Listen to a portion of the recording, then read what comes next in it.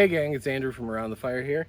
Today I'm out here with two different pistols that we happen to have used in the store. We got the Taurus GX4 and we have got the Springfield Hellcat. Now the reason I wanted to do a comparison to these two pistols, if you look at the profile, they are pretty much damn near identical. In my opinion, and I don't know if this was the company's opinions, what they were shooting for, but this seems like the competitor for this. I believe this came out first. I believe this came out later. They're both optic cut. I mean, you do get a little bit more Gucci type features with the Hellcat, but for a higher price point of around $500–600 for these. Typically this one's used, and we've got, I think the guy's got a few magazines with it in store. It's on consignment, and I think he's asking $6 for it. This one here, GX4 with a tritium nitride barrel, $300. You know what I mean? So let's see how they stack up, see if there's any major differences. I'm thinking, they're both pretty small pocket pistols, and what I've heard from people, a lot of people buy them and bring them back. They're kind of snappy. So let's check them out on this new dueling tree the wife got me here, and just see what's up. I'll give you my honest opinion. It doesn't have to be yours, but hey, hopefully it'll help you out. All right, so we're starting out with that Taurus GX4. Looks like we got 11 rounds in there. Let's see if I can hit this target any. I've never been the best pistol shooter in my life, but let's give it a whirl here.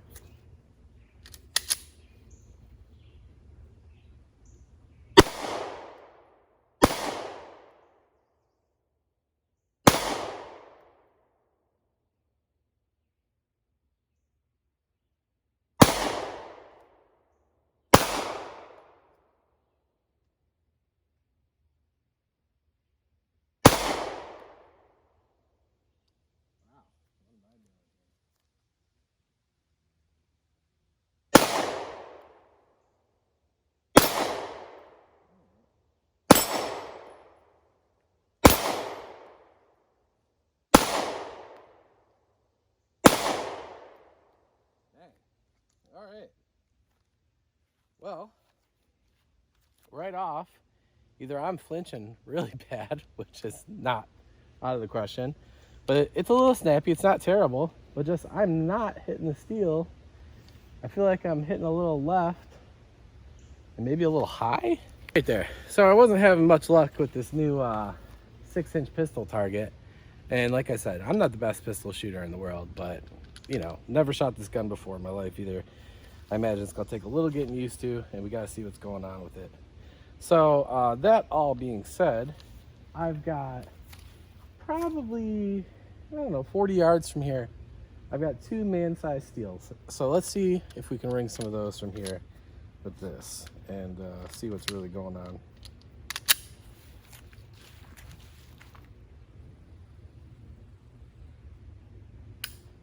Oh.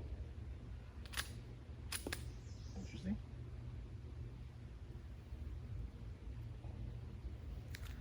Light primer strike on that one.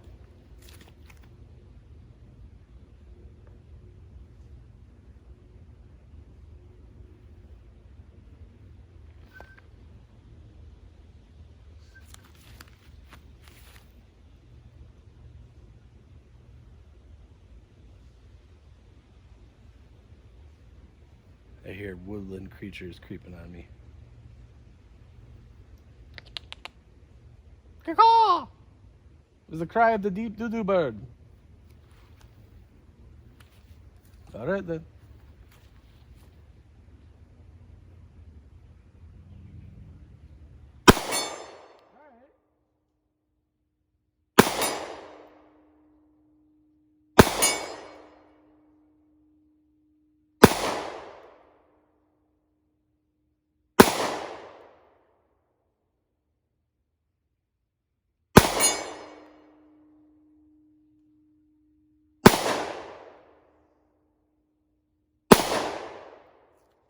Come on.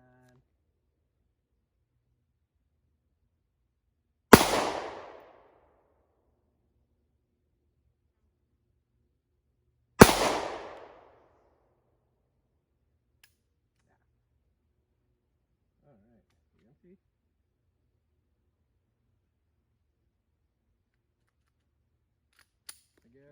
Light primer strike on that last round. All right. Well, it shoots. It can be shot accurately.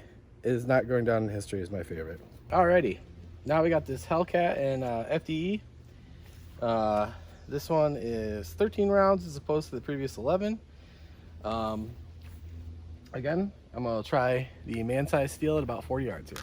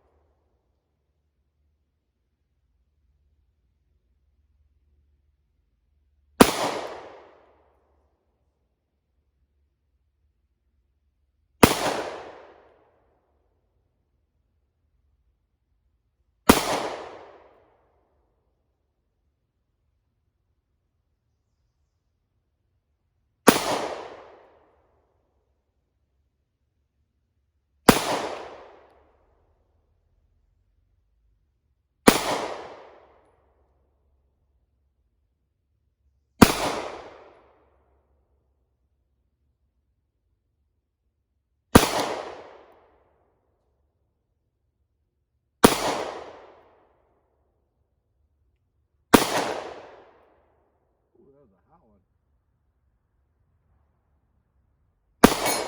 All right, there we go. Well, the last one hit the target.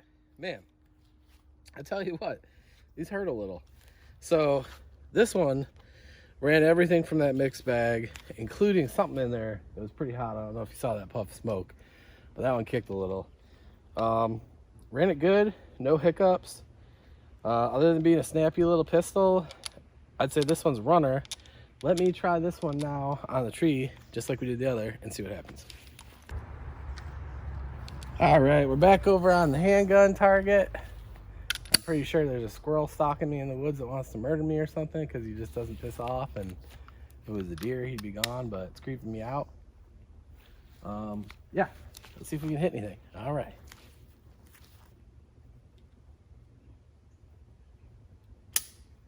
Yep. Suppose it helps if you put one in the chamber.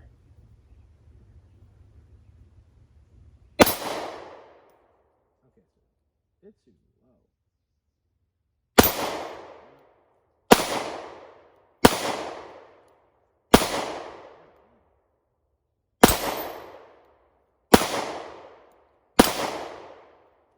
Okay. So she's shooting low. Now, obviously that can be adjusted for with the red dot. That'd be fine, close quarters wise. You know, most of your typical handgun engagements with a protected pistol like this, you know, you're gonna be from me to you, from, you know, me to the buggy, 20, 30, 40 feet, you know, this typical self-defense type situation. So overall, this is done fine. This is done fine, you know, not the most comfortable thing. All right, let's go back up to the house, sit in the shade, and talk these over. Okay, so there's tons of videos on the Hellcats out there, so you know, this isn't like some crazy breakdown review of it. This is just me, gun store owner, and you know, gun owner giving you my opinion. I think for what this thing's designed for, it shoots okay. I think if I had more time on it and I could set it up, maybe adjust a few things, that maybe it'd be better. See, now the thing is, I really like the sight picture they put on these, where it's like the cup on the back that you put, you know, you want to like put the ball in the cup. I like that, but when I did that, you know, I'm used to most of the times using the flat top is like the designation point with this flat top, you know, co-aligned, and that little flat top out front is where my bullet's gonna go. Now, like I said, you know, I'm never gonna profess to be like a professional pistol shooter. Yeah, I'm a flinchy guy. I do better with bigger guns because they're more forgiving than smaller guns. But yeah, I just, you know, with this, I couldn't at range really tell where the bullet was going. I tried using on the dot. I tried using the top of the box. I kind of, you know, tried just, you know, adjusting windage and elevation just slightly too at 40 yards. And, you know, finally at the end there, we got one hit. It was a little bit easier up close because like I said, at that point, you just kind of put the dot in the cup and went. It seems to be designed for that. It seems to be set up for like a close 20-foot range, and I'm sure that's probably listed somewhere in the specs of this firearm, which I just didn't bother to get into, you know, or dive into. This is a, like I said, a used firearm we have at the shop. It wasn't terribly uncomfortable in the hand for a small snappy pistol. You know, a small pistol, lighter weight, is going to be snappy. I'm not a huge fan of any pistol that has like the separated magazine that you can kind of feel. It's not my favorite, but overall, not a bad gun. Like if you needed a small carry piece that you had to have something small, very concealable, couldn't be showing at work or something like that for any specific reason, I don't see why a Hellcat would be a bad choice for you, especially since you could do a red dot on it, which I think would be way more forgiving.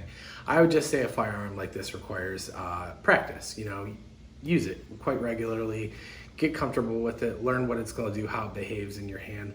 But like I said, we went out there and we loaded a bunch of funky crap into it. I've got like Winchester forged in there. I've got some Turkish steel case in there.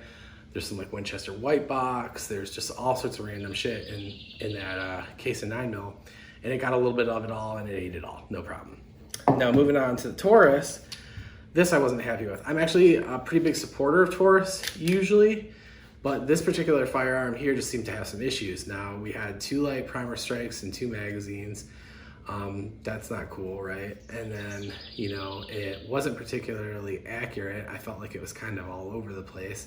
Now, again, that could have been me. This one did go first, so I was a little bit more warmed up by the time I was on that gun. But see, that's the crazy thing, is this gun had more hits at 40 yards than I could do up close. So it's just weird, right? You know, different sight pictures, the way they're set up.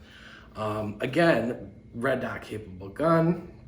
So if you got it running right, like this one here, if this was me and I had gotten this delivered to me and it was running like that, you know, good oiling, good cleaning, and if it was still doing light primer strikes and junk like that, I'd send it back to the factory personally. I just wouldn't put up with that. Like, that wouldn't be me. So that being said, I'm calling this one a little bit of a flop, but it could just be that this one's a little bit of a dud. It could be that this one's really, really broken. You know, somebody shot the shit out of it. You know, the firing pin could be a little bit worn. It is used. I mean, all these things are possibilities, so don't necessarily put that on Taurus. Now, I will say, you know, you do start to think, is it just cheaper crap because this is a cheaper gun and that's a nicer gun, you get what you pay for? It could be, you know what I mean? I can't speak to that really. You know, like I said, Taurus is not without its problems over the years. I had a Millennium G2 that I got really lucky with. Actually, I didn't. What am I talking about? The first barrel I had like half a chamber in it, so I had to send that back to the factory. But after I got that gun ran for like ever. I still have it. I carried it for like 8 or 9 years.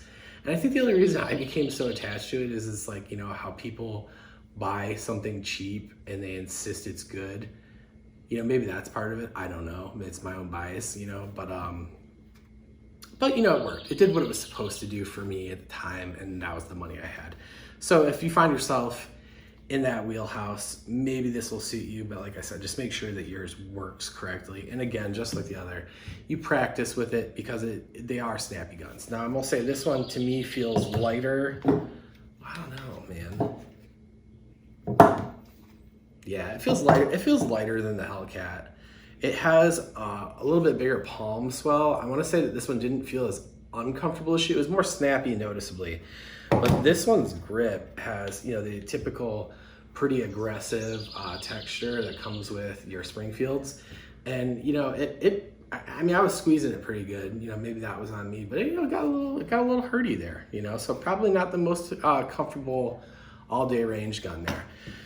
But yeah, like I said, I think, you know, for the purpose, for what they are, for what you need them for, you know, they're both, I guess, capable firearms. Like I said, this one here, I think, has its own issue going on. I think it's probably an individual issue to this firearm, like I said, and not the line of firearms as a whole, because, you know, it was shooting, and like I said, it was accurate at 40 yards, so take it or leave it. Both doable guns, but in my opinion, if I was gonna pick one, I'd pick the Hellcat, you know? And even though it costs more, you're getting obviously more bang for your buck there. Both are foreign-made pistols. If that's something that matters to you, maybe you wanna look into something else. Of course, the Brazilian Taurus and the, what are these, Croatian? Springfields? Croatia, Slovakia, something. I don't know, this one says Illinois, so maybe they are being made here now. But yeah, that being said, you know, if you want an American-made product, Smith & Wesson, a few other options out there, shields, small guns, stuff like that. But that's my little thoughts on these for today. I hope that maybe that helped you out in making a decision. You know, your money is valuable, you know, spend it wisely. All right, guys, see you next time. Oh, and you can get all these new or used. You can get them used in the store, but new, if you want new ones, you can go check out our website, aroundthefirellc.you-know-what. All right, thank you for your support. We appreciate you.